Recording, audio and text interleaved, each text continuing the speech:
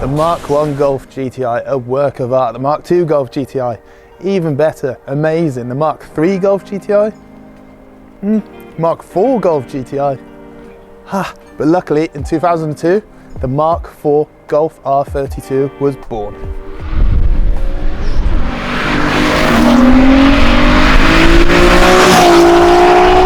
So the Mark 3 Golf GTI we've already touched upon. It really didn't hit that mark that the Mark 1 and Mark 2 did. The Mark 4, even worse. It was too heavy, very underpowered, and really didn't have that magic that the Mark 1 and Mark 2 GTIs built. But luckily in 2002, we get this, the Mark 4 Golf R32, everybody. Clue is in the name. 32 stands for 3.2 because it's got 3.2 litre V6 engine in it, so you get very good noises. And the R stands for the R Motion brand, which VW was slowly building in the background, which is their four-wheel drive quattro system. So all of that in this, and styling wise, you finally get what the GTI didn't have. Aesthetics, you get deeper front bumpers, side skirts, deeper rear bumper, a little flick of a spoiler, 18-inch wheels. Finally.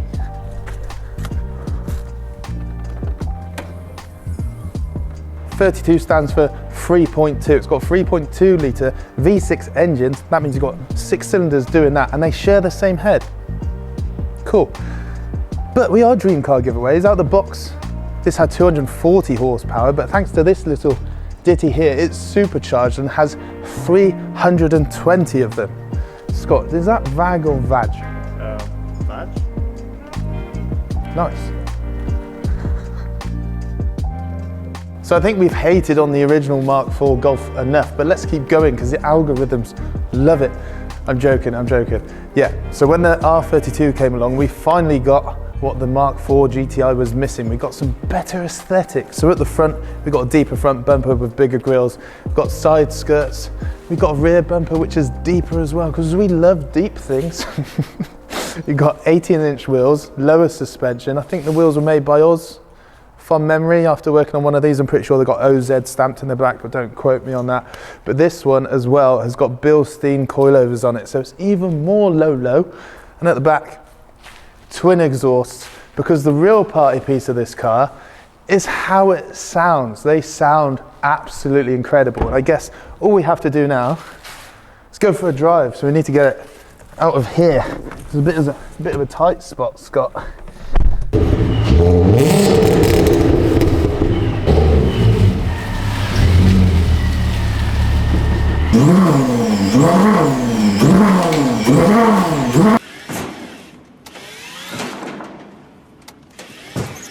So inside the Mark IV Golf R32, it's not that dissimilar to a normal Mark IV, I'm not gonna lie, but main differences are Recaro wingback seats. These are really comfy. This one in particular has got the heated versions, which is very Gucci. But on the point of the seats, like I said, they are very comfortable, but I don't know if they've aged very well. Obviously, when I'm not in the way, it looks like it needs more detail, and I'm not sure. Well, I know what it is. It looks like it needs harness holes because there's just so much material there. Just needs that added little bit. And if you look at the back of these, you can actually feel that there should be some there. Might just be the shape of the foam, but it's exactly where harness holes should be. Other than that, you get some brushed aluminium interior pieces, which are very telling of that time, the early 2000s. But driving wise, these are very good. So the steering is great. So these actually have a shorter rack than any other Mark IV Golf. You've got a slightly different shaped steering wheel. Of course, you've got what is now normal, the little R badge down the bottom, which carried on through all of the R lines now. Clocks as well, got some little R32, well, you've got AR32 emblem in there. And spec wise, these are huge because it was like the top of the range car.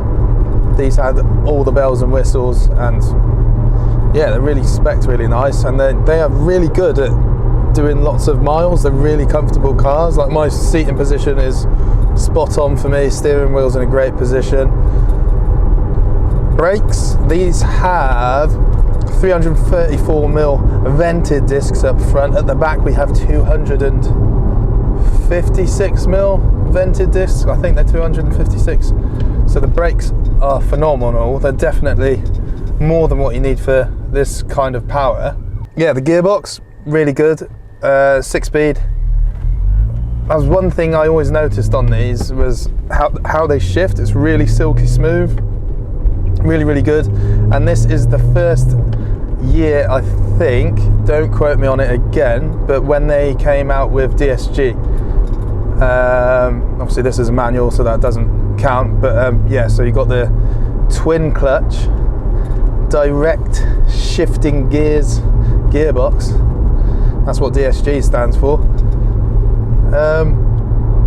And yeah, the one thing I need to be honest about though, I always find it hard to get used to the throttle in these. They're fly-by-wire. This is quite early when this started coming out on manufacturer cars, and they do have a delay. I mean, you do get used to it, but it does prove for some jerky driving, doesn't it, Scott? It does. We said about the driving note, the noise of these is incredible.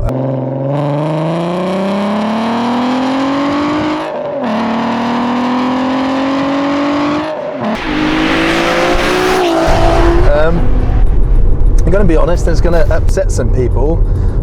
Only getting 236 horsepower from a 3.2 litre naturally aspirated engine, it's not that good. It's not. Let me explain why. And I'm going to bring Hondas into it. Yes, if you've seen these before, you will know I love Hondas, but Honda are getting 198 horsepower from a 1.8 engine.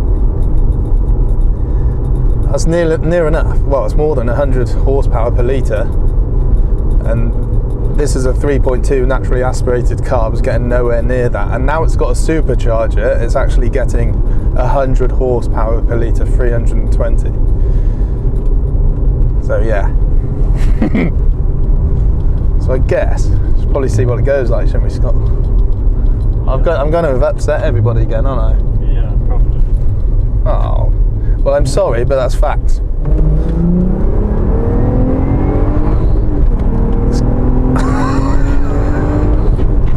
This is so good. Yeah, it goes like how it should do now, definitely.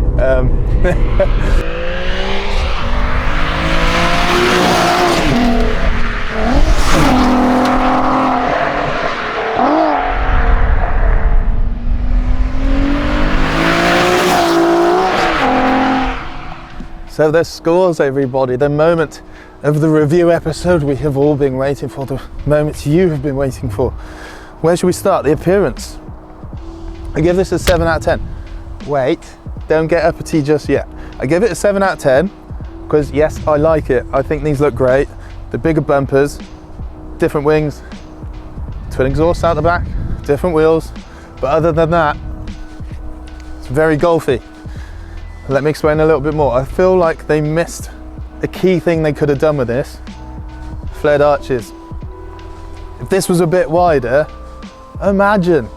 Ooh, it'd be very nice. Very, very nice. So yeah, 7 out of 10. Usability. This is high, 9 out of 10. These are very comfortable cars. Really comfortable.